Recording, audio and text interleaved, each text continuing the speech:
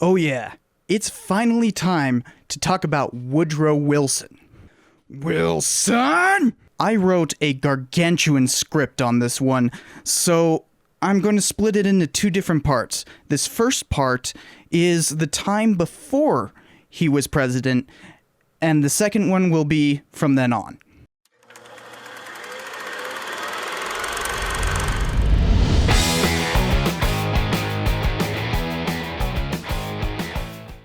Hey, Cypher here, and if you're new to this channel, firstly, welcome, and second of all, you will probably find out that I've used Woodrow Wilson as a bit of a rhetorical punching bag for a while now. To say I despise the man is quite an understatement, and unlike how I normally attempt to put in some moral ambiguity and nuance just to avoid trying to be judgmental, I'm not really going to do that here. Wilson is highly deserving of a full-blown rant, and I get to be judgmental because he was a historian, a pretty prominent one at that. And if I get to be judgmental of anything, it's other scholars and trying to portray history. Now, Woodrow Wilson is a complex guy to say the least. I've read well over a dozen books in order to create these episodes, so I would never be able to approach the complexity that they've managed to uphold. So, of course, there's a fairly lengthy bibliography in the description. They've got the nuance that I can't have in this. And as many of you already know, he's what I consider to be the worst US president. But he also was one of the worst historians I've had the misfortune of having to read. So the story of Woodrow Wilson begins with his father, Joseph Wilson. Joseph began life in the North, even publishing an abolitionist paper in the 1840s. But he moved south in order to get a professor job in Virginia. Over the course of the 1850s, while he was living in the South, he became more and more pro-slavery.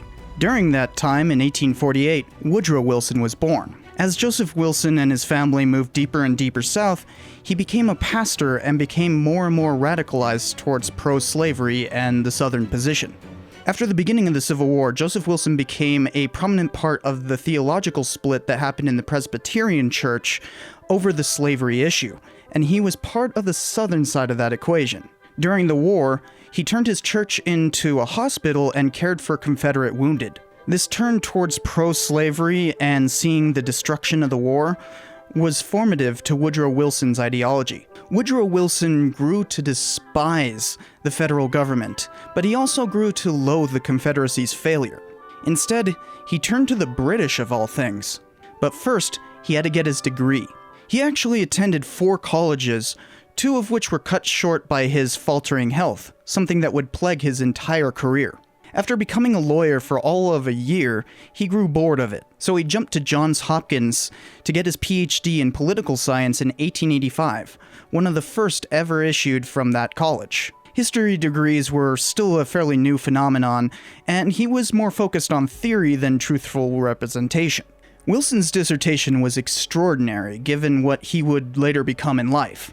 He used the entire thing to examine the political history of the US federal government and see what its underlying nature is. In it, he says, "The balances of the Constitution are for the most part only ideal. For all practical purposes, the national government is supreme over the state governments and Congress predominant over its so-called coordinate branches." Yet he thought that the British parliamentary system was somehow better and that the current system enfeebled the president. He complains that all through the direct dealings of the Senate with the president there runs this characteristic spirit of irresponsible dictation. Yeah, you'll see later how funny it is to hear good old Willie complaining about a lack of presidential power. Anyways, this thing remained a pretty popular textbook in its popularized version for decades, although it was actually pretty bad scholarship for the time. It has a little over 60 cited sources, most of which are secondary, over the course of 300 pages. For reference, my master's thesis is 170 pages and contains nearly 400 footnotes, along with 30 pages of appendices.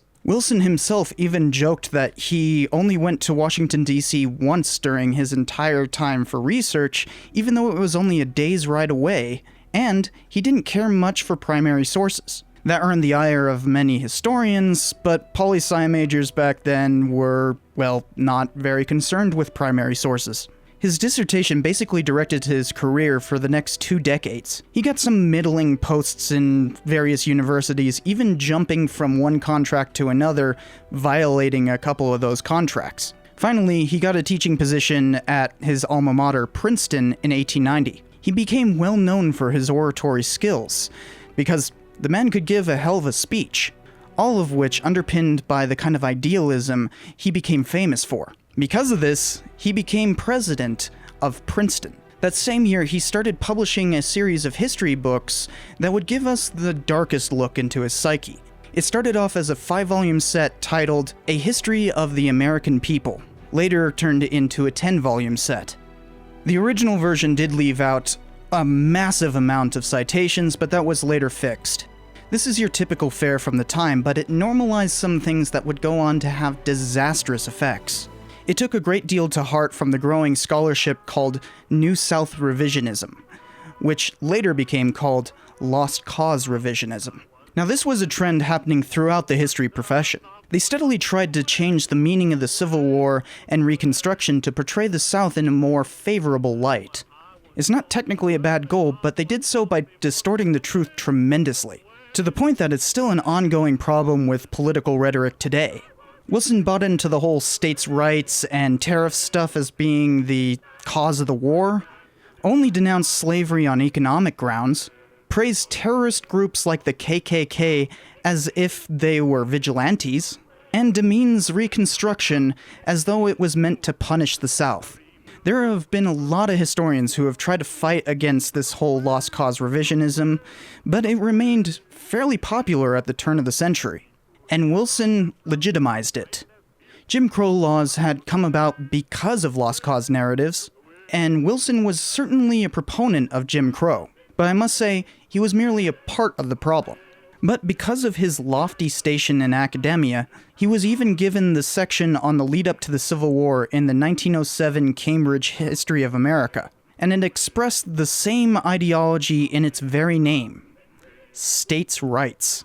He also added to the ideology of American exceptionalism. Only a decade after Frederick Jackson Turner had written his own thesis, Wilson was propounding a similar viewpoint. He used the shining city on a hill mentality, combined it with his evangelical father's views, the new idea of the social gospel, lost cause revisionism, and added his own racist form of progressivism to this heady mix. He believed that America was the new Jerusalem, chosen by God's grace to be the exemplary country for all others, and had a duty to push its values internationally. Unfortunately, he would follow through with that imperialistic ideology, but not for a while. Of course, Wilson's ideology had been denounced by none other than Turner himself a decade prior, as well as a slew of other historians. They cautiously praised certain parts of the books, but were not pleased with lost cause revisionism and the imperialistic overtones. But the history profession was fairly young at that point in American history, and so Wilson's problematic scholarship was overlooked for his predilection for grandiloquence, because pretty words can cover up sinister ideology. Besides, he had a university to run. While president of Princeton, he made some substantial changes and caused a lot of controversy. It was a faltering school at that point in time. Wilson took office with some extraordinary promises made by the Board of Trustees, one of which happened to be Grover Cleveland, who pretty much immediately regretted giving him such power. Wilson's first move was to get the power to hire and fire faculty at will. He basically purged Princeton of all professors who didn't have graduate degrees, save for the dean of the graduate school, who would become a thorn in Wilson's side. Then he hired a whole bunch of new professors. This is entirely strange, and people around the US took notice of this upstart. He made one final reform by instituting a preceptor program, where professors basically function as study assistants. This policy has grown substantially since then and has actually helped to establish other departments within Princeton. He tried to push more things through, but by 1906, disaster had struck. Wilson was prone to strokes. He might have had one in 1882, and he would have many more throughout his lifetime. As a result, he couldn't push through two reforms that he wanted to make. One which would get rid of the eating clubs that had been recently instituted and force professors and students to eat together, and the other was for making graduate students live with undergrads. But the graduate school dean fought him tooth and nail and managed to keep these things separate. The students began to regularly protest Wilson's administration. He had many heated exchanges with the board of trustees and eventually took it to the press, who sided with him. So while people at Princeton grew to despise him, he was popular outside the institution as a reformer, and he used that advantage in every way possible. When Cleveland died in 1907, the papers were oddly quiet about his feud with Woodrow Wilson. Then, in 1910, he finally stepped into the public light as a candidate for New Jersey's governorship. Princeton's board seized the opportunity to fire him because he was campaigning for another position. Well, he got elected anyways as a Democrat because that was the party of the South, and he was a Southerner. His brief time as New Jersey's governor was tumultuous indeed. He pushed for a bunch of reforms over the next couple years. He managed to push out some corrupt election practices, pass numerous health laws, and regulate some labor policies. Seriously, a lot of good actually got done, perhaps the only irrefutable good he ever did. Of course, he wasn't around very long to do the dislikable things he inevitably would have done, because he was off to the races again in record time. Wilson made it clear from his dissertation onward that he thought good orators should wield power, and he was a good orator after all. Lusting after power was his kind of thing, and so he took the next step in climbing up the political ladder as quickly as he possibly could. He put his name in for the Democratic nomination for president in 1912. He wasn't much of a contender against Champ Clark, who was backed by none other than William Randolph Hearst, who keeps coming up for some reason, but during a meeting with William Jennings Bryan, Wilson managed to massage out their ideological differences and offer him a place in Wilson's cabinet, which meant that Bryan championed Wilson during the Democratic National Convention. Now, in a normal election, Wilson would have had absolutely no chance of being elected. The last Southerner Democrat who was elected was Zachary Taylor, and no matter how progressive of ideals that he espoused, he would have had that conservative taint that the nation had been moving away from steadily. Unfortunately, Republicans, who were the actual progressives at the time, had a bit of a falling out. Teddy Roosevelt was dissatisfied with the incumbent, Taft. So he had set up a rival party and sought to be elected over Taft. This backfired spectacularly because it split the vote. Wilson was elected with 42% of the popular vote, and his opponents fared even worse in the Electoral College.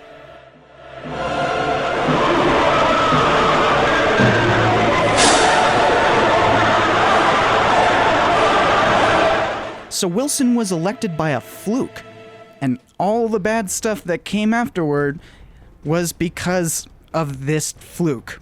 Now I've got to stop this somewhere because this is already pretty lengthy. So the second part will be about Wilson's presidency, and I'll cover why I think he's the worst president in US history. You might already be able to tell. So that's going to be a lot of fun, so be sure to subscribe for more. And I'll see you next time.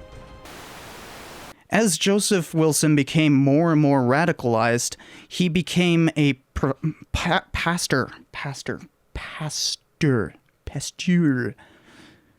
Bleh.